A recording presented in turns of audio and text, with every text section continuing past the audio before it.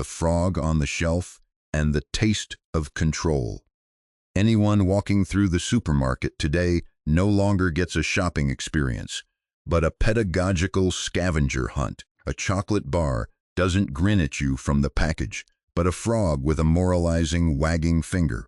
He's there for tea, he's there for cocoa, he's there for bananas. And for products that used to simply taste like themselves, he now sits on the shelf like a little monitor, saying, "I am sustainability. Buy me and feel good."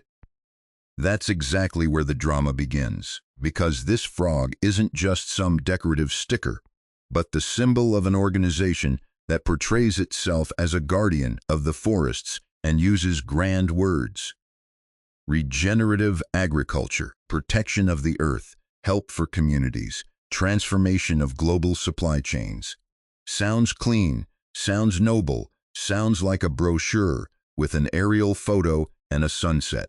But there's a catch, and it's not small. Anyone who wants to bear this seal pays for it. Licensing fees. In plain language, this means the producer inquires, applies for the certificate, is audited, and in the end, money flows to the entity that issues the good conscience in print. If the one who wants the seal pays for it, then mistrust is not a figment of imagination, but a basic requirement. Imagine a student directly compensating the examiner and then claiming the grade was entirely independent. Maybe not, but any normal person would at least raise an eyebrow, and then the next level comes into play. This organization is funded not only by fees, but also by grants from governments, foundations, and individual donations. Among the known donors, the Gates Foundation also appears, with millions from previous years. This proves nothing yet, but it explains why trust for many is not growing, but shrinking. When money converges from multiple centers of power, more and more people no longer believe in neutral nature conservation, but in a system where image, market control, and political narrative are elegantly tied together. The frog then seems less like a friend of nature and more like an entry stamp to a global club. In parallel, many report that products with this symbol taste different than before, often more artificial, flatter, and interchangeable. Of course, you can't prove this with a lab report from your pocket, but taste, in the end, is what lands on your tongue, not what's written on a website. If pudding used to taste like pudding and now tastes like a marketing strategy, then even the finest sustainability slogan won't help. If a Prinzenroll, a specific type of biscuit, suddenly tastes like a dietary guide and not like childhood, that's not progress, but a loss. The point is simple.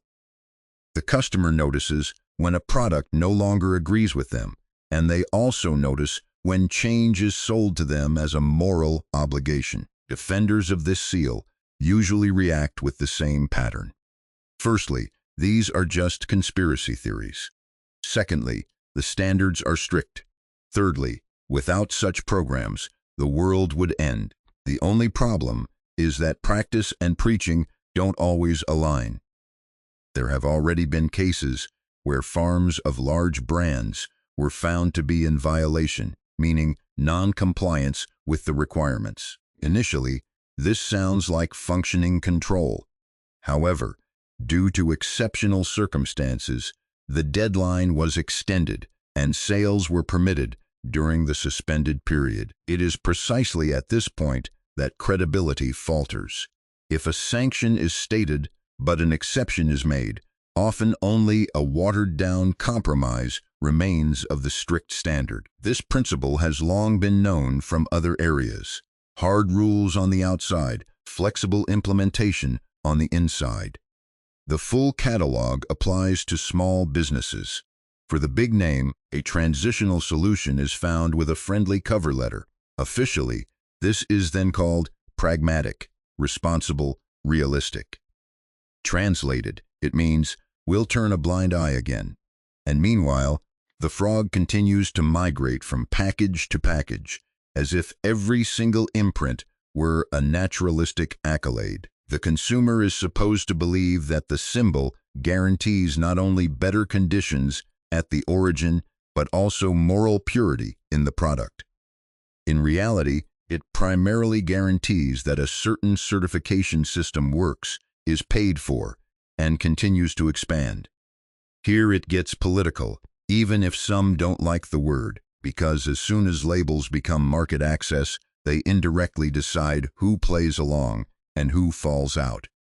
Those who can manage the fees, audits, and adjustments gain visibility and sales opportunities. Those who cannot fall behind. This is not romantic forest rescue. This is market architecture, and the more often the frog appears on the shelf, the stronger the feeling that the consumer is no longer choosing freely, but oscillating between variants of the same system. You get to decide which product you take, but the rule book was distributed long ago. At this point, many say, then just buy something else. Sounds reasonable, but it's only half the truth.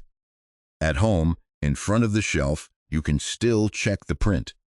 In the cafeteria, in a restaurant, at a snack bar, or when grabbing a quick bite on the go, you often don't know which raw materials were purchased and under which labels they ran, right? Consumer influence ends where supply chains and wholesale begin. That's precisely why this debate isn't just a topic for people with magnifying glasses in the supermarket, but a topic for everyone who wants to know by what rules their food world is being rebuilt. And before someone shouts again that we should be grateful that anyone cares about sustainability at all. Yes, forests are important. Yes, child labor must never be accepted. Yes, better standards are necessary. But precisely for that reason, you must not confuse the frog with truth. A logo is not a halo. A certificate is not a natural scientist. And an organization that is simultaneously an auditor, a brand authority, and a fee recipient must endure more than just applause. It must endure questions, hard questions. Who controls the controllers? When the same structures are supported by donations, political proximity, and licensing models. Who benefits most when more and more products need the same seal to be considered responsible? Who loses when taste, tradition, and regional characteristics are watered down in favor of global standardization? These are not forbidden questions. These are the questions that must be asked in a mature society before you let the next imprint be stapled into your shopping heart. Look at the dynamic. First comes an idealistic narrative, then criteria catalogs are created.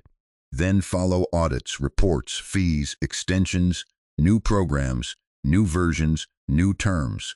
Eventually, the sticker is no longer a companion but an admission ticket, and suddenly, the whole thing no longer seems like a voluntary contribution to better agriculture, but a creeping, top-down restructuring, legitimized by moral language. Those who express doubts are quickly deemed backward. Those who ask questions are pushed into the corner of the conspiracy theorist. This is exactly what is convenient for any system that doesn't want to be discussed but waved through.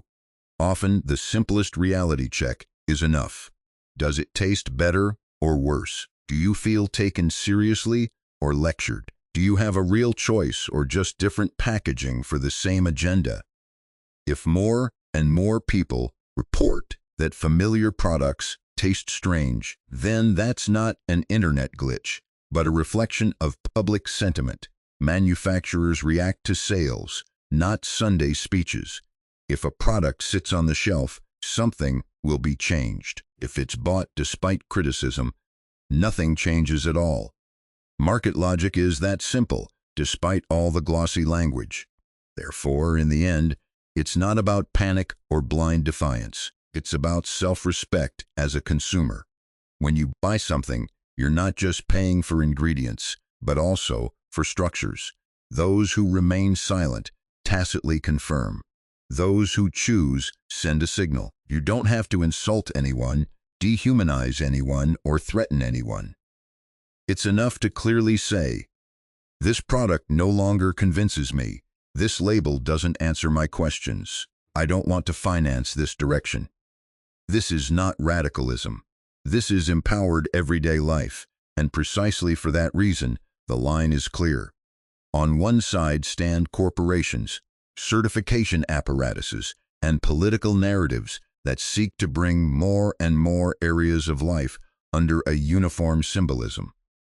On the other side stand people who simply want reasonable food, honest quality, and comprehensible rules without constant moral pressure from the shelf. The conflict is not complicated. It is only made to sound complicated.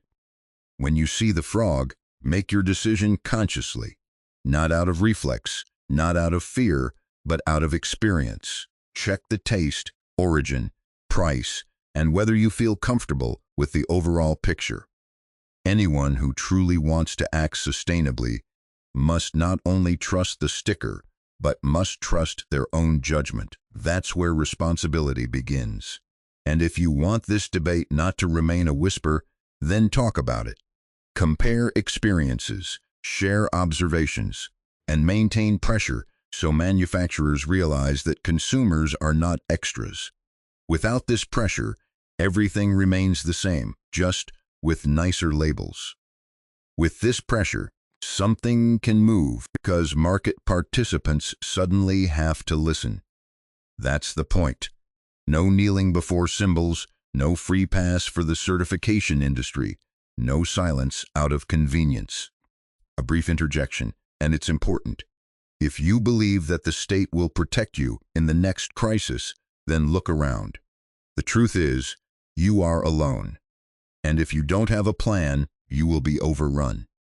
That's precisely why we developed the Crisis Preparedness System, my complete step-by-step course that protects your money, your freedom, and your life before it's too late. The link is in the description. And honestly, anyone who doesn't check that out in 2026 is making one of the biggest mistakes of their life. It's about taking a clear stance in everyday life, at the checkout, at the table, in conversation. If a seal wants trust, it should earn trust.